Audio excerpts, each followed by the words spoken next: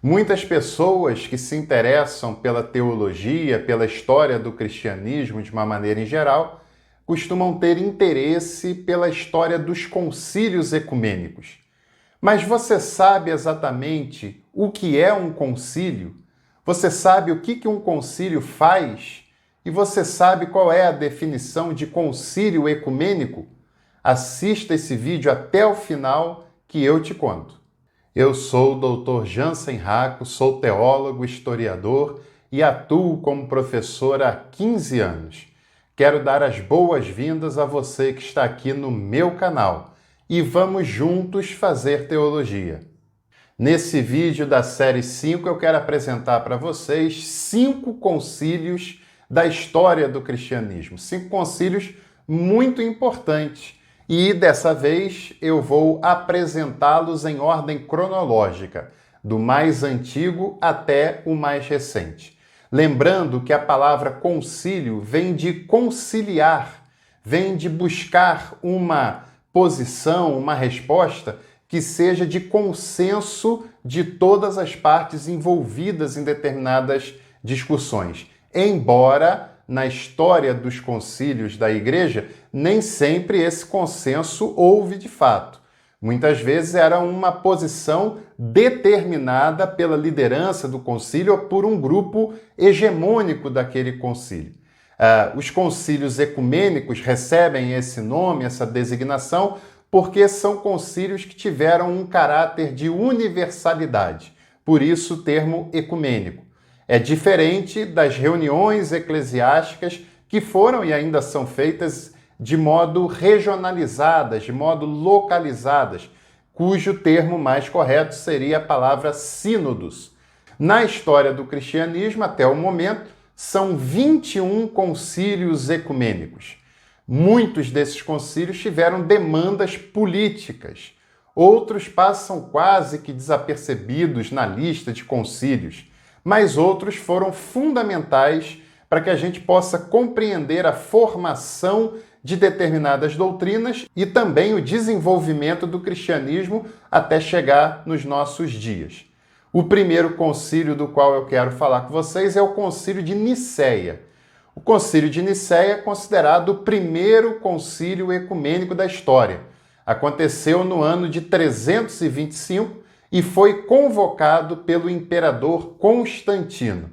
E a causa de Constantino convocar o Concílio de Nicéia, ela é muito interessante porque naquele momento havia uma forte discussão teológica, uma vez que a cristologia ainda não estava definida e demora muito tempo para essa definição. As discussões relacionadas à pessoa, à obra de Jesus, tomavam conta do cristianismo antigo. E houve uma das lideranças da igreja cristã em Alexandria, chamado Ário, que começa a pregar uma versão da cristologia na qual ele diria que na eternidade houve um momento em que o Logos, em que a segunda pessoa da divindade não existia e foi criado do nada pelo Pai. Esse ensinamento foi considerado muito perigoso porque ele negava a eternidade do Logos e, consequentemente, a sua divindade também. Isso preocupa a igreja, que num primeiro momento tenta condenar os ensinamentos de Ário através do Sínodo de Alexandria, feito no ano de 318. Porém, mesmo diante da condenação sinodal, o Ário não desiste dos seus argumentos, dá continuidade às suas pregações e isso acaba gerando uma problemática muito grande para aquele cenário, porque bispos de algumas outras cidades estão aderindo ao ensinamento ariano. E naquele momento, o imperador Constantino, já preocupado que essa discussão teológica, que também era uma discussão política, se tornasse um problema para a unificação do seu império, resolve convocar um concílio no qual os bispos do mundo inteiro discutiriam o tema e tomariam uma decisão para acabar com aquela polêmica. A convocação é feita para a cidade de veraneio do imperador, Nicéia, no Oriente, e é realizada no ano de 325. Também temos outros detalhes muito interessantes do Concílio de Nicéia. Pela primeira vez, o Império está convocando os bispos do cristianismo que há poucos anos atrás ele perseguira e que, inclusive, alguns dos bispos presentes em Nicéia tinham literalmente marcas no corpo da perseguição sofrida anos antes. E nessa oportunidade, o Império que antes perseguia agora está patrocinando um grande evento, bancando toda a mordomia que esses bispos terão enquanto permanecerem no Concílio de Nicéia, e isso causa, por um lado, uma desconfiança de alguns bispos e, por outro lado, uma enorme euforia, como se tivessem vencido aquela dificuldade, uma vez que o Império, que antes perseguia, agora patrocina e chama esses bispos para uma reunião muito importante. Vale destacar também que no Concílio de Nicéia a adesão do bloco ocidental foi pequena, majoritariamente os bispos do Oriente que estiveram presentes em Nicéia. E ao começar o Concílio de Nicéia, duas decisões deixam claro qual será o caminho que o concílio vai percorrer. Primeiro é a elevação do bispo de Alexandria à categoria de patriarca do norte da África. E a segunda decisão é que apenas os bispos terão uso da palavra. Ou seja, o opositor de Ário é elevado na sua categoria e é proibido ao próprio Ário a palavra de se expressar durante o concílio.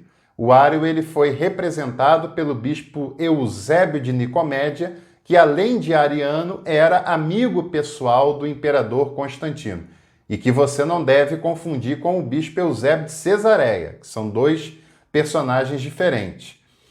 A apresentação do arianismo não foi feliz e no final daquelas discussões o credo niceno foi declarado e esse credo niceno dizia que Jesus era consubstancial com o Pai, ou seja, Jesus era da mesma substância que o Pai e por isso tão eterno e divino quanto o Pai. O arianismo, mais uma vez, ele é condenado, o ário é afastado da comunhão da igreja, embora anos depois o Constantino ordena sua readmissão e essa readmissão, na prática, não se consome porque o ário morre antes disso de fato acontecer e morre em situações bastante suspeitas. O segundo concílio da nossa lista é o Concílio de Éfeso, que aconteceu em 431 e é outro dos considerados grandes concílios cristológicos, Nicéia, Constantinopla, Éfeso e Calcedônia. Em 431, quem convoca o concílio foi o imperador Teodósio II. E no concílio de Éfeso, mais uma vez, realizado no Oriente e com a presença majoritária dos bispos orientais. O concílio de Éfeso condena o pelagianismo, que era a ideia de que o homem pode viver sem pecado, mesmo sem necessitar da graça de Deus. Essa ideia é condenada em Éfeso, porém, o agostinianismo, que era a contraposição de Pelágio, não é totalmente abraçada pelo Concílio de Éfeso. Além disso, o nestorianismo, uma ideia defendida pelo bispo Nestório, que negava as duas naturezas de Jesus e a sua convivência harmônica, também foi condenado pelo Concílio de Éfeso. Este concílio afirma a harmonia plena e perfeita das duas naturezas de Jesus, que além de harmônicas são inseparáveis. E, consequentemente, o Concílio de Nicéia também declara que Maria era mãe de Deus. Declara Maria como Theotokos e não como Christotokos, como defendia Nestório. Nestório dizia que Maria era mãe apenas do Jesus humano e não tinha nada a ver com o Jesus divino. Porém, o concílio que quer afirmar a unidade indivisível das pessoas de Jesus afirma que Maria é mãe deste único ser de natureza indivisível e harmônica. E se Jesus é Deus, Maria, consequentemente, é mãe de Deus. Essa é a conclusão a que chega o Concílio de Éfeso. Terceiro concílio dessa lista é o último dos considerados concílios cristológicos da antiguidade. Perceba, a Igreja leva mais de 450 anos para definir quem era Jesus, qual era a sua natureza, qual era a sua obra, e mesmo assim são definições que dependeram muito mais de um linguajar filosófico grego do que propriamente do vocabulário teológico que se tinha à disposição naquele momento. Inclusive, um grande teólogo contemporâneo chamado José Maria Castilho nos propõe no seu livro Jesus, a Humanização de Deus, que a proposta da pessoa de Jesus apresentada pelos evangelhos era muito mais simples e profunda do que o que os concílios foram capazes de produzir ao longo desses mais de 450 anos. Como eu estava falando, o terceiro concílio é o Concílio de Calcedônia, que se deu em 451 e teve como principal personagem o bispo Leão I, bispo de Roma, considerado o Papa Leão Magno, que foi um dos primeiros líderes do episcopado em Roma a reivindicar a primazia do bispado de Roma sobre todos os outros bispados. O Concílio de Calcedônia também reafirma as duas naturezas de Jesus como sendo inseparáveis, imutáveis, indivisíveis e sem mistura. E também, claro, devemos lembrar que o Concílio de Calcedônia foi um grande concílio de grandes repercussões e que dali, durante muitos anos seguintes, os outros concílios que vieram na sequência não conseguiram ter a mesma relevância e a mesma profundidade que a era encerrada por Calcedônia representava. Quarto concílio dessa nossa lista foi o Concílio de Trento, que aconteceu entre os anos de 1545 a 1563, o que faz do Concílio de Trento o maior concílio da história do cristianismo. São 18 anos entre a abertura oficial do concílio e o seu encerramento definitivo. É claro que o concílio não fica funcionando ininterruptamente 18 anos, ficou mais parado do que funcionando, mas entre a abertura e o encerramento, 18 anos se passaram. O Concílio de Trento foi convocado pelo Papa Paulo III e encerrado pelo seu sucessor, o Papa Paulo IV, e foi uma das maiores armas, um dos maiores trunfos da Igreja Católica medieval para tentar frear o avanço do protestantismo, uma vez que o Concílio de Trento era uma das expressões da chamada Reforma Católica ou Contra-Reforma ao final do período das reformas religiosas que aconteceram na Europa. Esse concílio é importante para o catolicismo, pois ele definiu oficialmente os 7 sacramentos que prevalecem na doutrina católica até os dias de hoje.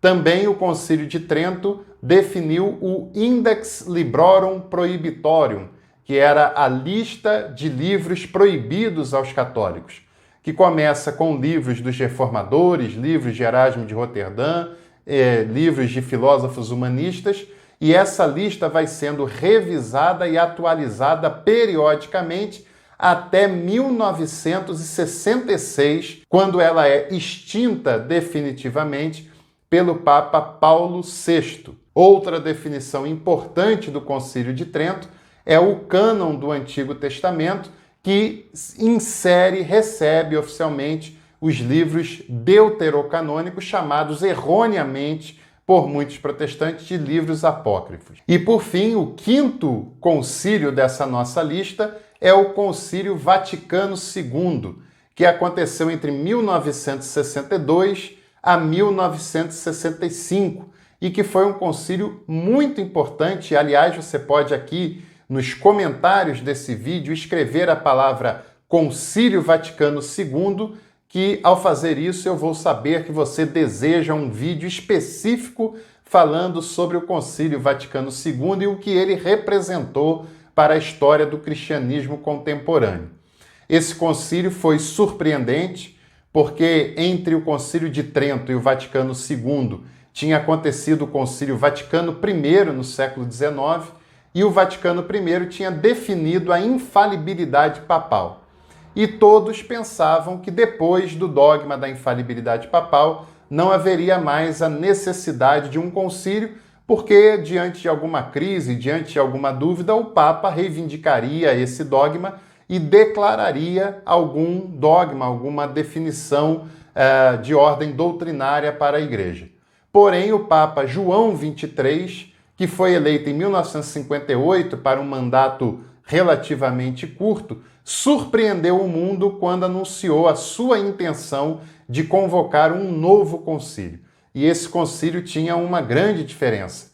Ele não foi um concílio dogmático, ele foi um concílio pastoral, no qual o Papa João XXIII e depois o Papa Paulo VI, que foi quem assumiu da segunda sessão até a quarta, que foi a sessão definitiva, ouviria os bispos de todo o mundo e prepararia a Igreja para o diálogo com o mundo moderno. O Concílio Vaticano II tinha uma proposta de pastoralidade e também uma proposta dialogal, de conversar com a sociedade, de conversar com o mundo contemporâneo e também de ter uma proposta de diálogo com as outras tradições religiosas e com as outras tradições cristãs, inclusive. Vale lembrar que aconteceu no Vaticano II uma comissão de observadores teológicos composta por 23 teólogos não católicos que trabalhou durante todo o período do Vaticano II e dentre eles se destaca o grande teólogo luterano Oscar Cullmann, que inclusive tem vídeo do perfil teológico dele aqui nesse canal. Outro grande teólogo protestante convidado para o Vaticano II foi Calbart, mas ele não pôde aceitar o convite porque foi um período em que ele já tinha uma idade avançada e teve uma série de problemas na sua saúde e isso o impossibilitou de estar no Vaticano II. O Vaticano II, como eu disse, ele não foi um concílio dogmático, então ele não produziu dogmas, porém ele produziu um amplo e rico material de constituições, declarações, decretos. Dentre eles se destaca as constituições Dei Verbum e Gaudium et Spes, o decreto Unitatis Redintegratio e também a declaração Nostra Aetate. Esses documentos são importantíssimos para quem se interessa por cristianismo, para quem se interessa por teologia, seja você católico, seja você protestante ou seja você da confissão que for. Sem dúvida nenhuma, são textos que ao ler você será bastante enriquecido e valerão muito a pena. Não deixe de se inscrever nesse canal e ativar as notificações, porque assim você será avisado todas as vezes que um conteúdo novo estrear por aqui. Construir teologia se faz com estudos e com a vivência cotidiana. Fazer teologia é se abrir para os ensinamentos de Jesus e se abrir para o outro. Fazer teologia é pensar a vida como uma realidade maior e mais importante do que a doutrina por si só. Se cuide, fique bem e um grande abraço.